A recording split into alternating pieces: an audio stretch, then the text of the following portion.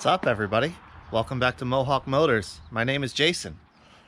So today, got a little bit more work to do on the white 2500 HD. Trying to get this thing to 100% exactly how I want it. So I've got a little electrical bug I need to get sorted out, and I've got an ABS bug that I want to get sorted out, and probably a small oil leak common issue that I want to get taken care of. So let's get into it. I'll show you what I'm working on. So nothing too major here. Doing valve cover gaskets. I don't know how old the ones in this thing are, but they're weeping. So I've got a new valve cover gasket set. I'm doing both front wheel bearings. I'll show you how I do those. And then I got spark plugs too. I've already replaced the wires, but I think I put old plugs in it when I worked on it last. So new spark plugs. I keep getting an intermittent misfire, and I have new wires, and I've checked spark. So the only other thing that I haven't taken care of is the spark plugs. So I'll put new spark plugs in it. That way I'll know those should be good. And I think that's it. I think then I'll have this thing 100%. I'll just need to take it for a front end alignment. And oh, I lied. I also need to replace the four-wheel drive actuator in the front differential. That thing is not working. So let's get to work. I'll show you how I do all this stuff.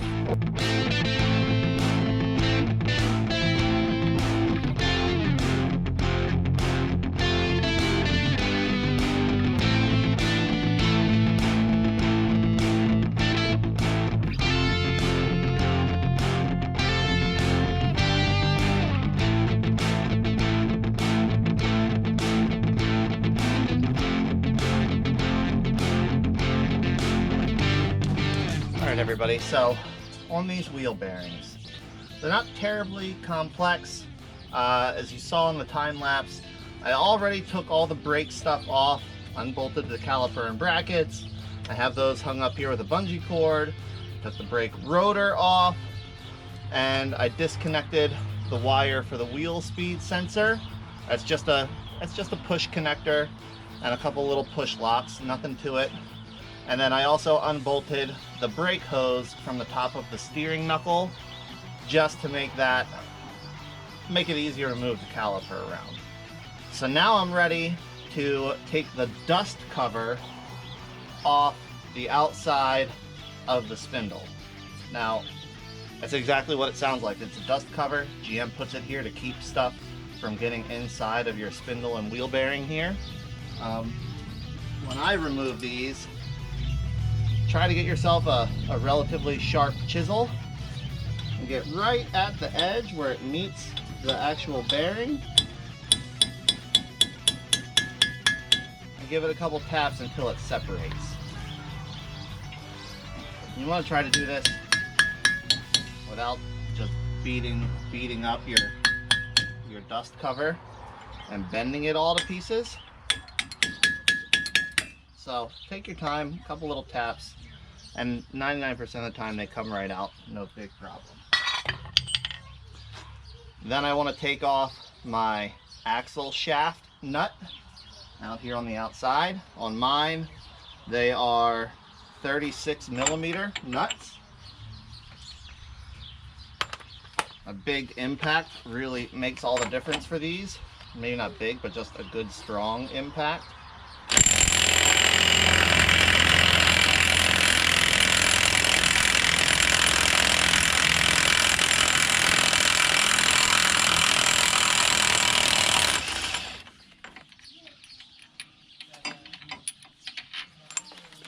There we go, there's my nut and washer.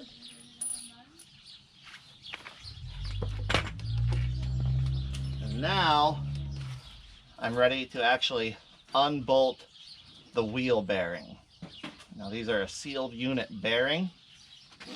On these trucks, they're held in with 4 bolts, one at each corner. And they are a 15mm head. And when you get on these, take an extra second, get your socket as far onto there as you can, because you definitely do not want to round the heads of these bolts off. The torque spec on them is as tight as you can get it. So they're tight. And if you round it off, you're going to cause yourself a world of headaches. You notice too, I have the wheel turned all the way to the right. That makes it easier to access the two front bolts. And after I get these out, I'll turn the wheel all the way to the left, and that'll give me access to the two rear bolts.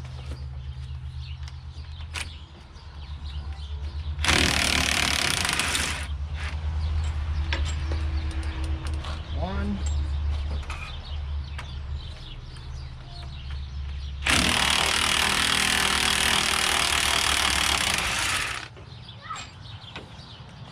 There's the other. Now I'll turn the wheel to the other side, and that'll give me access to the two rear bolts. Okay, so now I'll get these two rear bolts.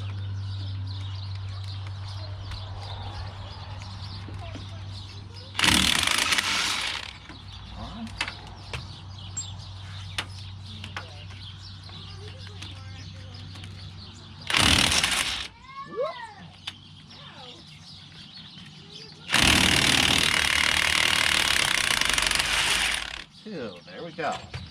All right, now it looks like I'm lucky, and this one isn't sealed into the knuckle, or not sealed, seized into the knuckle.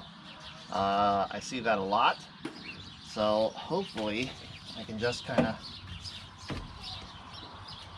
pull it back straight. Yep, there we go. All right, there's my wheel bearing. Now on this side,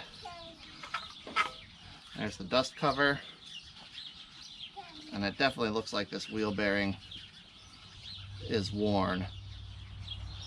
It also looks like it's already been replaced because somebody has put anti-seize on the splines of the axle shaft, and to my knowledge they didn't do that from the factory.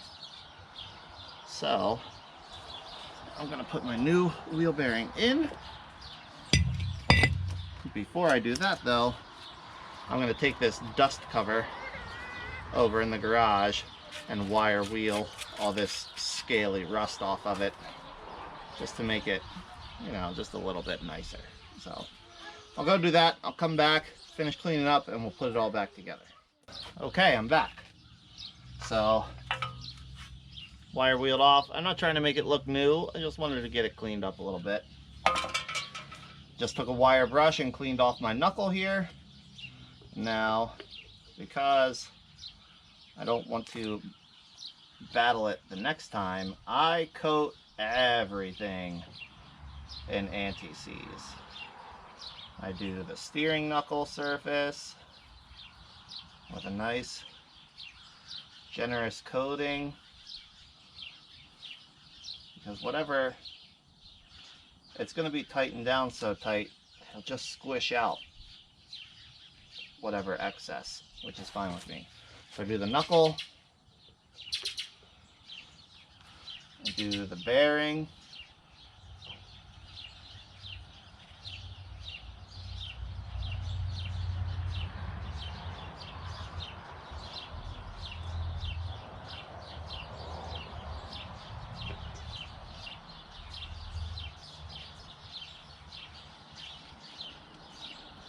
now on the bearing you want to get both the flat flange, the flat mounting surface, as well as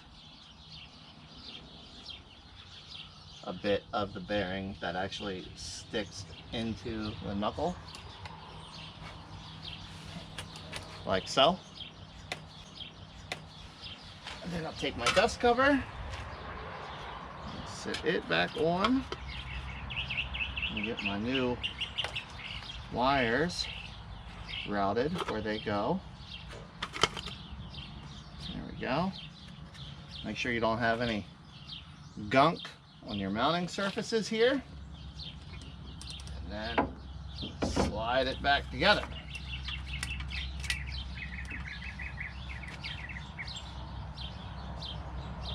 Take my bolts. I also give them a generous coating of anti-seize.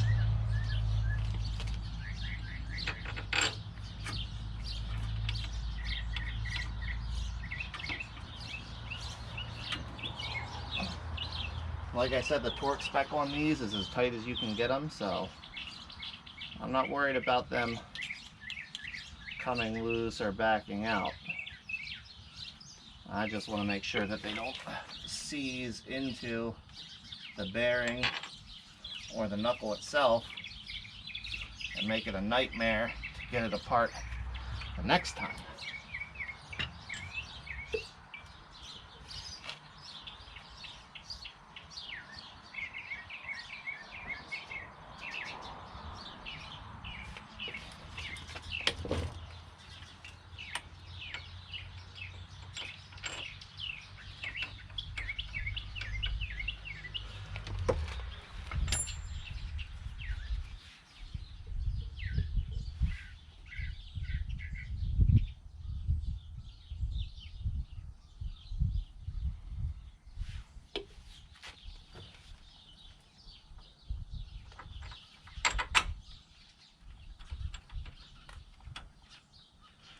There we go. So I've got them all started. I'll turn the wheel, do the fronts first, then turn it to the backs, and then we'll get everything put back together. There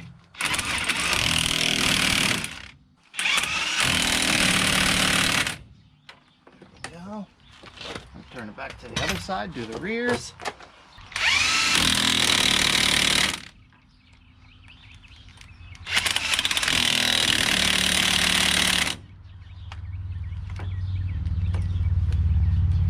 Go. Okay. Now, put my rotor back in place. Actually, before I do that, more anti-seize. I do the entire center because the brakes and the wheels are centered off the hub here. And over time, here in the rust belt, they can seize together. So I give a generous coating all the way around the hub.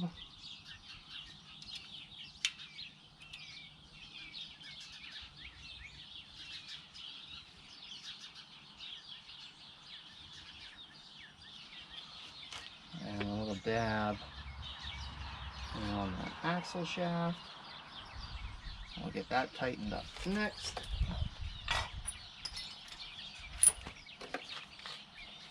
Washer, nut.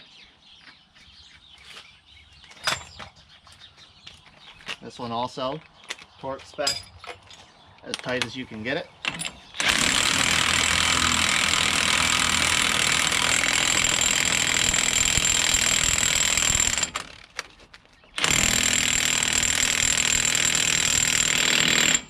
There we go.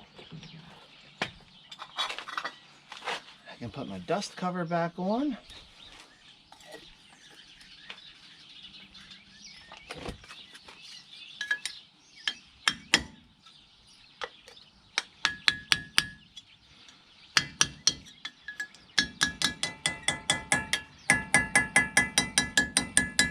There we go, dust cover back in place. Where's my brake rotor? Here it is.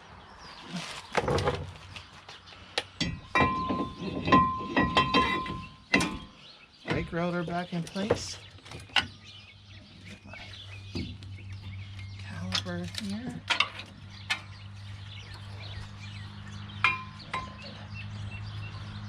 Stick it back in place.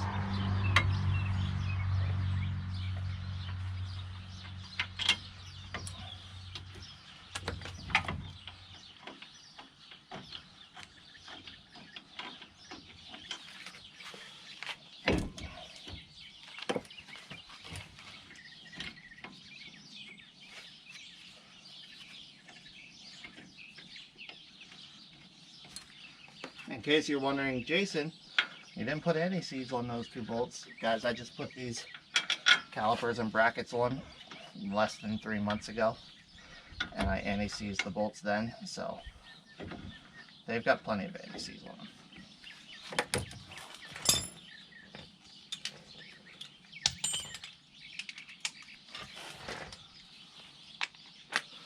Alright, get the caliper bracket bolts as tight as I can.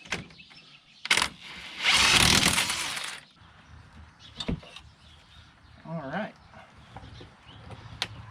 Now, because I have brand new wheel studs here, I'll give all those a little dollop of anti-seize. In this case, I'm really using it more as a thread lubricant than anything else. You know, when you take the lug nut on and off, you have metal to metal contact under a lot of torque. So I want to provide some lubrication there, especially if you rotate your tires on a regular basis like I do. Alright, so I'll turn the steering wheel back straight and then stick the wheel back on, and this portion is done.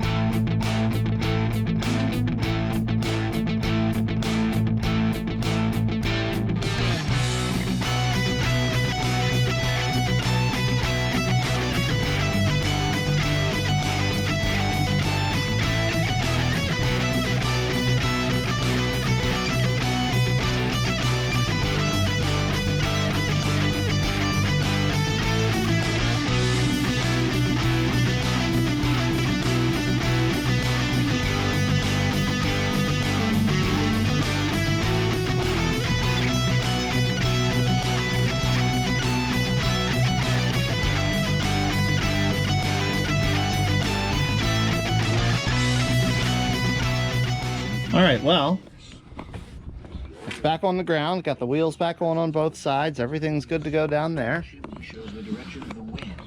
So now, I'm going to do these spark plugs. Now, the intermittent misfire I was getting seemed to always be on the driver's side bank, either 1, 3, 5, or 7, or all of them. So, if I'm being honest, it's probably not a spark plug issue. It's probably something else specific to this side, like a ground or the power supply, something like that. But like I said, I haven't done spark plugs on this engine yet, so I'm going to put new spark plugs in it. That way, I'll know that's not a factor. It's already got new spark plug wires on it.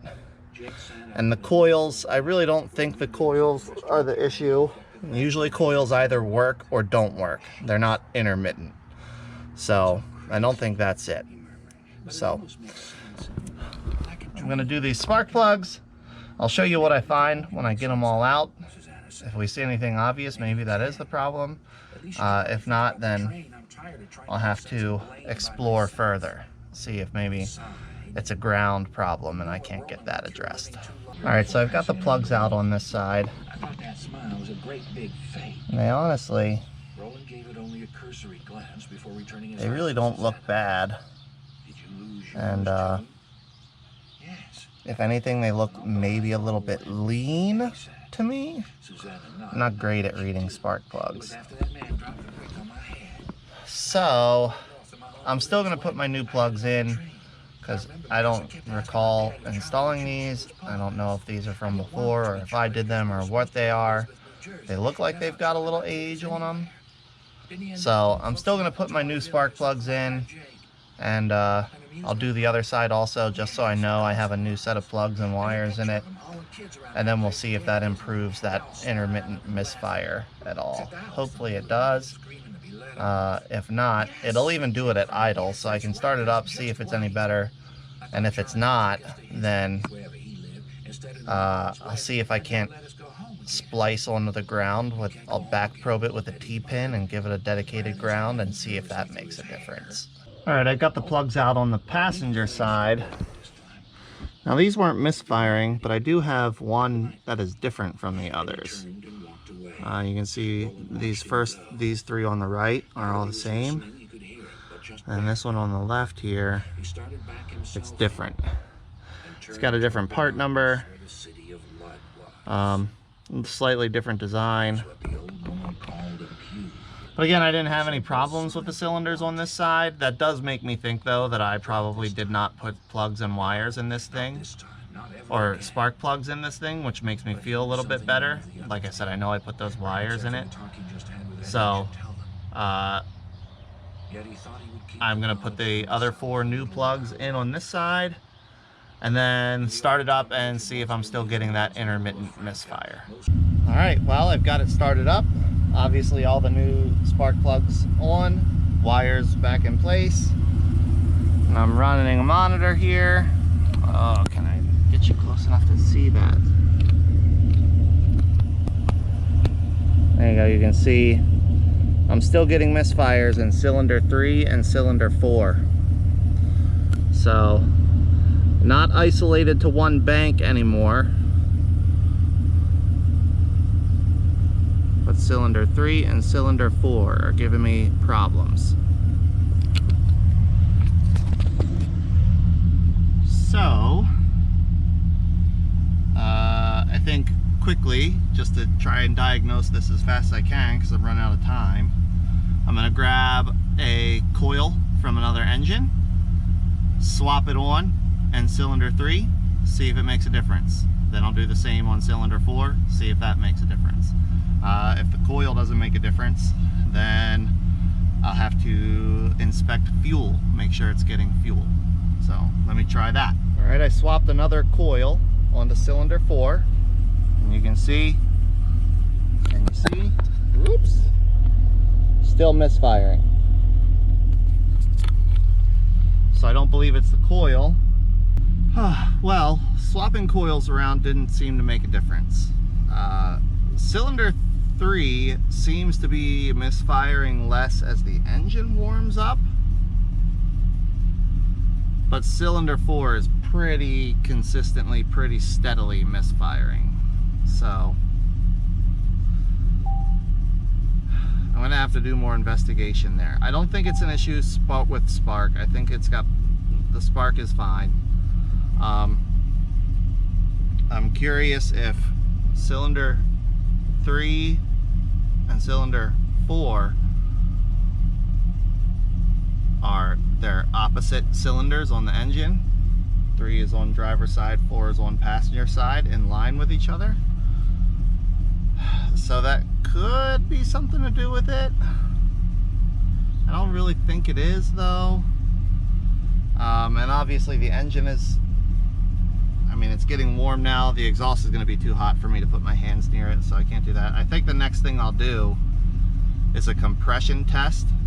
It seems to clear up when I rev it up some. If I get it up to about 2,000 RPM or so, the misfire seems to stop.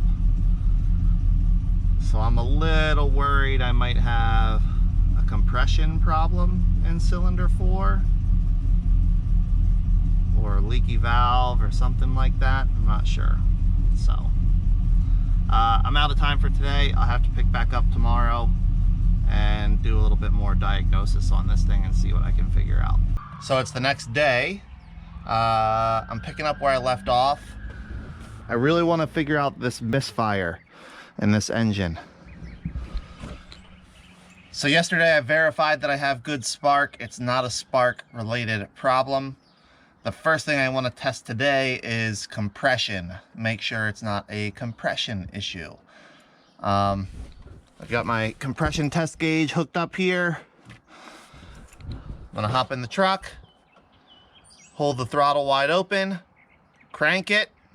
First I'm gonna disconnect the coils so the engine doesn't actually start.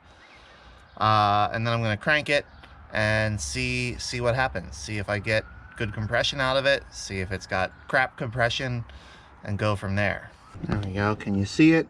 All right, keep an eye on that for me.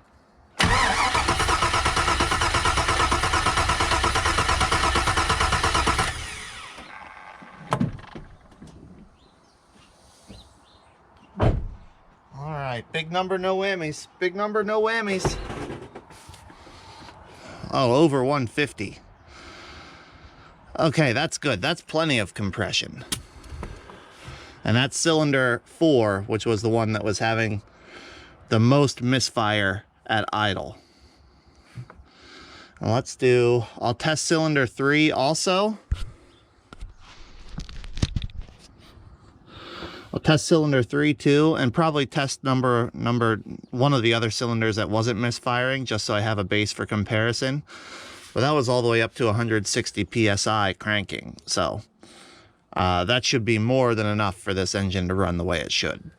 All right, here we go.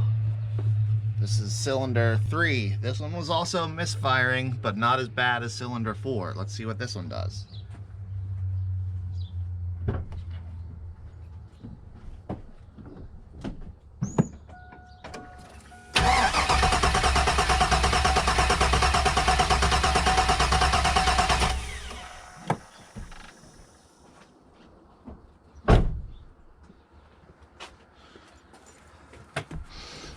And that one's got 150, so I don't think compression is the problem.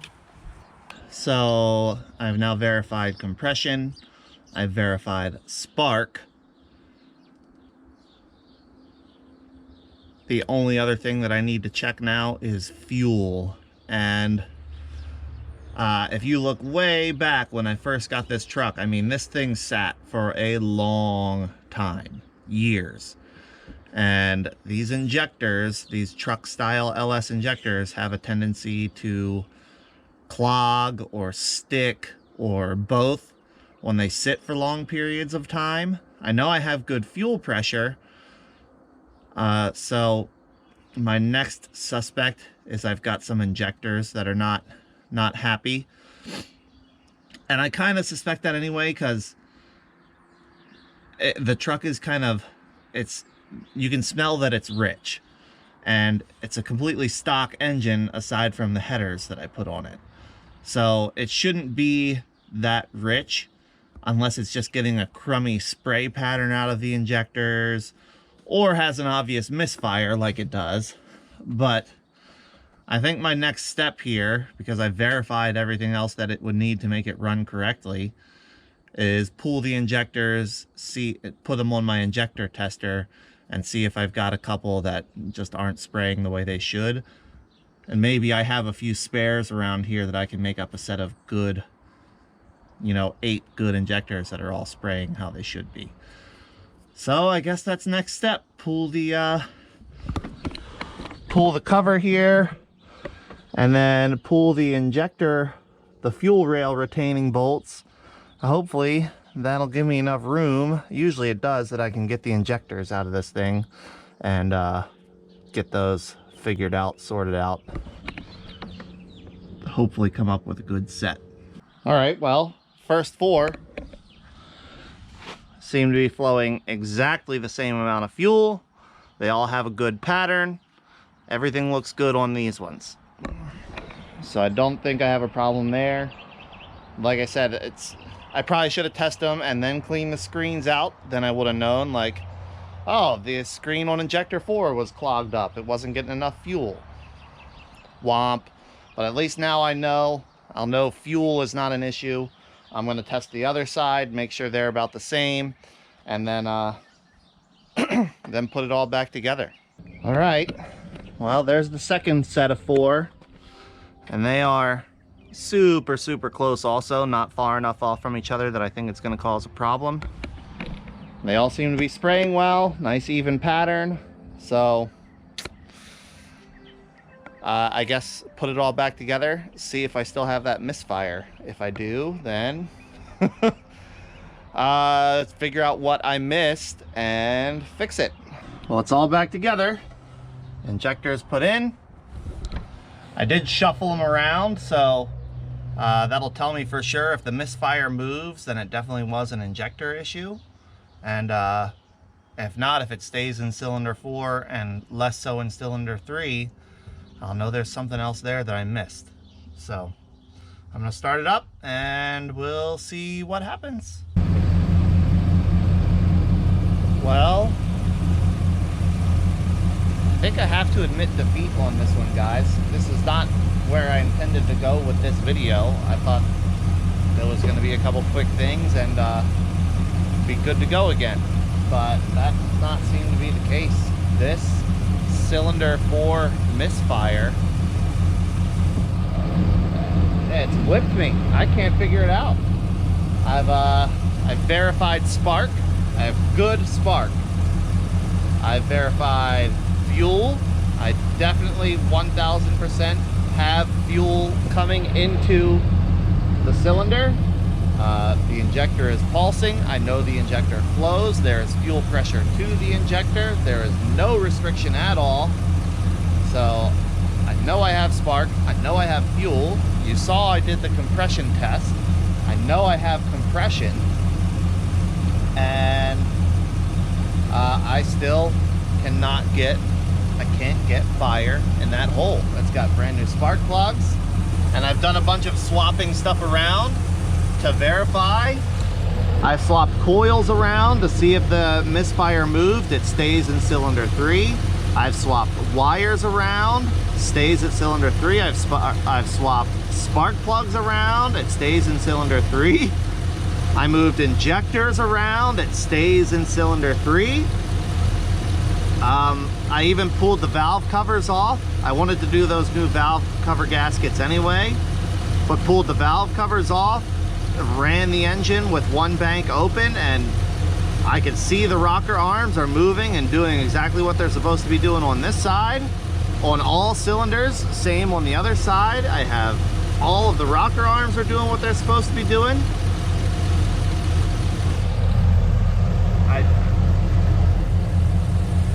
I can't figure it out. I don't know why cylinder 4 is not firing.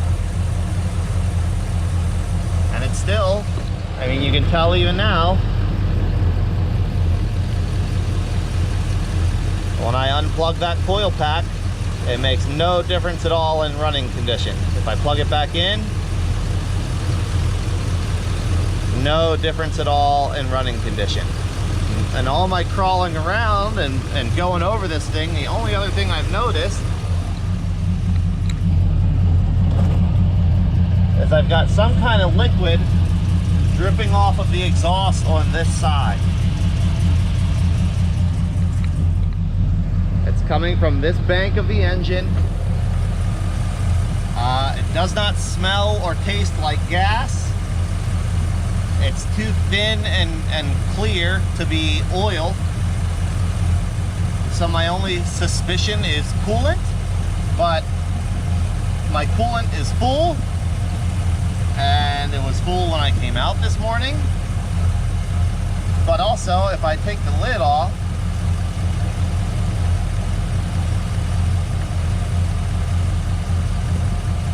I've got no pressure in the cooling system, and this thing is up to temperature, so it should have some pressure in there. So I'm kind of at a loss. Man, I really hate to say it. I think the only other thing I can do is I gotta pull the head off, which I hate to do, but I want this thing to run right. I can't keep driving it around with a dead cylinder. So I think I'm gonna have to pull the head off and check that out and see, is there a crack that's allowing coolant into the cylinder that's fouling the plug? Is there a rag in the intake port? Like, I don't know. I cannot figure it out. I've done everything I can think to do, verified that it has everything it needs to have in order to run. Fuel, spark, air, compression, timing, and it just, I cannot get that cylinder to fire. I don't know what is wrong. And I've exhausted everything I can do with the engine assembled, so I'm gonna have to pull it apart. Unless there's something you can think of that I've missed, put it in the comments below. I'll probably give this a few days. I don't think I'll have time to take it apart until next weekend, so it'll be up. You'll see this video a few days before I actually do it. Maybe one of you knows something or can think of something that I've missed. I even put a new fuel filter on it, thinking maybe for some reason the fuel pressure wasn't high enough for that injector, but no, it didn't make any difference. So I don't know, leave your ideas in the comments. Maybe you can save me from tearing this engine apart, but I think if nothing else, I'm gonna have to pull the intake and I'm gonna have to pull the heads. I've got a couple other sets of heads here, so maybe I'll get one of those sets of heads cleaned up in the meantime to get ready to be installed, and this one I'll pull it all apart, see if I can't find something obviously wrong, put a different set of heads on it, see if that makes a difference. I don't know. So, thanks a lot for watching, everybody. I hope you enjoyed. Appreciate all the comments, the likes, the subscriptions. It makes a world of difference, so thank you all so much.